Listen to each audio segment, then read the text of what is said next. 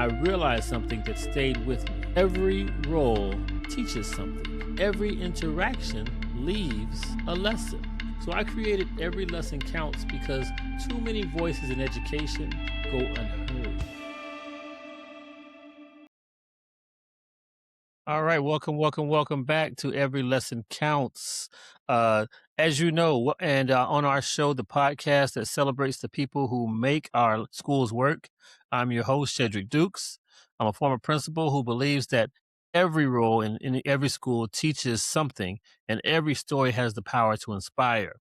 Each week, we have short, real conversations with educators, leaders, and everyday heroes and sheroes who shape our students' lives. And today, I'm excited to bring on and introduce to you Miss Gloria Robinson, who is an office manager in Broward County Schools. Welcome aboard, Miss Gloria Robinson. Glad to have you. Thank you. It's a pleasure to be here, Mr. Dukes. So, as you know, our theme this week is the invisible work that goes on. And I think it's a very appropriate that we have you in this role, Gloria, because there's a lot of work that happens in the role of an office manager. But before we dive into that, I want to talk a little bit about you. So, share with us, if you will, what was it that brought you into education and into the role that you're currently serving in the school system? Well, I got into education from being a mental health therapist, counseling students with the Broward County Schools. But at that time, I was a social worker for a private agency. And so, with that being said, the more I was going into the schools, I realized, you know what? I really want to be in the schools to really know what's going on with the students. Me doing home visits, yeah, that's fine. That's okay. I mean, you find out what's going on in the homes. But once you're in the school, you can really see how they're interacting with their peers, how they're interacting with the teachers, authority figures, and how they carry out instructions and directions. So that's how I pretty much got started with the school board. And just a little bit climbing up the ladder, I came in as a sub, and then I became an interim sub, and then I became an IMT, and then I worked my way up as an office manager. You covered pretty much every role around around the school and within the school prior to moving into the role within the office. Yes, sir. So let me ask you this, and I know I always laugh when I think about this because I remember just how critical my office manager was. If the role of the office manager, that position was to disappear tomorrow, what's some of the things that are going to break or fall apart? Well, I must say the communication with the staff. The office manager is the liaison between themselves and authority figures at the school, which could be the principal and the APs. It can be the guidance director. So pretty much the office manager is the buffer between the communication, how they want to communicate to get a point over or a meeting with the principal, something that's vital or something happened in the classroom that would break down because the principal would be so busy doing other things. He can't get that information that staff needs him on an emergency level. And so, have you seen it handled differently between what you do with the principal you have now versus maybe a principals you've worked with in the past? Well, the principal that I have now, he came from Cypress Run, which is an alternative school. Opposed to when I worked for Dr. Francine Boss Stewart, she worked her way up to become a director to what she is. So she came on basically a fish out of water being a principal.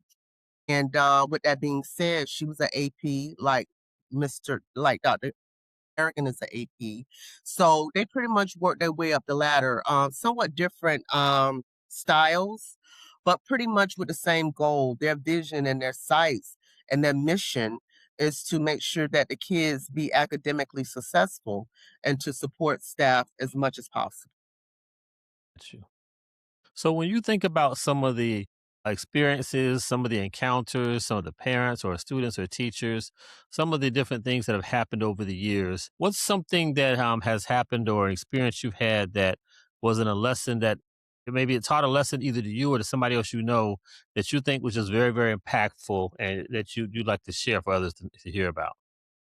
Well, I do know when students leave the school, when I mean leave the school, I mean when the bell rings or chimes at 4:30, it's not over because you may have a student that end up getting lost or may not get on the bus to make it home or may end up into an incident. Trust me, that opened up a whole door.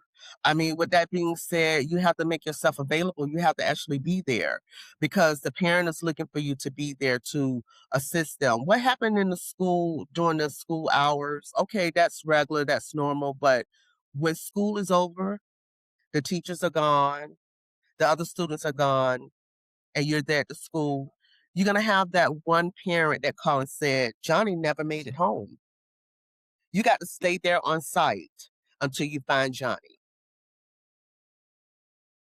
So would you say that, I mean, people don't understand that just because maybe you work you're in at work at 7 a.m. and your work day may supposedly end at 3:30 a.m., you're there until the students are all safely home. Yes, sir. My title and my role is 24/7. So now even though the kids are all safe at home, you say 24/7. So does that mean that you're doing things at home when you leave, even once you leave work? Well, you may have a staff that may come through that may have an urgency. I back up the sub coordinator. And so with that being said, if that teacher's having an emergency, I have to make sure we have to make sure those classes are covered because this is about all of a sudden or a sudden thing that the teacher won't be in. She can't carry out her instructions for her students. So we have to make sure that those students are tend to. We need to make sure that those students have instructions for that day or days that that teacher is not on campus. So then that means that, I mean, if teachers are calling out sick because something happened the night before, then you're working either late at night or you're getting up early in the morning to take care of that. Well, once we put that teacher's assignment in SmartFind, you want to monitor it and make sure that that teacher assignment has been captured. So when you're ready for the next morning, you're already prepared. You just have to make sure you have instructions, and that's when the support team come in, the literacy coach or the math coach, whatever, come in and make sure those students are taken care of academically.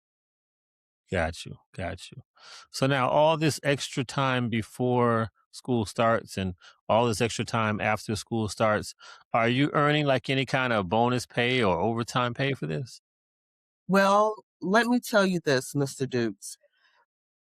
When you get into the school board and when you're getting into education, we're not getting into it to be rich. I mean, let's be real. I mean, when you look at our salaries, even top tier, it's not like, you know, Fortune 500. So I think you into it for to help children, to carry out what your mission, what your vision is for academics, and to make sure that the students are taken care of. A lot of times as an office manager, yeah, you may have some that say, no, I'm not going to do this because that's getting into my personal time or what have you. But I've been with the school board going on 21 years. And being an office manager is a passion that you have and treasure. And I can say that speaking from personal experience working with you in the past, that I know that every office manager isn't one that's going to come in super early or stay super late. But I have seen where the office managers like yourself, who are committed to the cause, committed to what the school is about, it's, you do what you have to do in order to make it the best place for the students, the staff, and the parents. So, and I think that's definitely what it's all about, right? Correct, Yeah. correct. So, well, as we wrap up our podcast for today, I want to say thank you again for coming on today, Gloria. It has been a phenomenal experience working with you in the past and having you on today. Any last words you want to leave for those out there who are aspiring office managers, aspiring leaders, people who want to move up and go places within the school system? I would say continue to elevate your knowledge, continue to elevate your experience. Um, Make sure that you have that place wherein it's not my job, you're not below or above anything. If there's some assistance that's needed in the cafeteria, go ahead and just step outside of yourself because as you know, cafeteria workers pretty much like teacher assistants, their pay is pretty low. So if your help is needed in that cafeteria, I've seen the the principals that I've worked with. They'll go in there and serve food. You know what I'm saying? So I think getting into the office manager, even getting into education, never feel like you're above or below any title or any position because if there's a paper that's in the hallway, pick it up. The custodian may not see it. So I'm just saying, make your surroundings and make your just elevate where you are so that it will inspire other people to say, hey, you know what? I saw Miss Robinson pick up some paper or pick up some trash. Guess what? We can do that because this is our school. And therefore, we have to take value in that. Well, I agree with you 100% on that, and I think that's part of the winning message here today is that it all starts with commitment. And so, for those of you that are listening, our listeners, I just want to stress to you that listen, every lesson counts is here because the invisible work that goes on is the impact that we do because we're committed to the students, the staff, and most importantly, the parents and the community in all of our schools, but especially in Broward County, Miami-Dade, and West Palm Beach. So thank you again for being on, Gloria, today. Thank you all for listening, and we'll see you next week on Every Lesson Counts. Have a great Thank day. you. My pleasure. Have a great evening.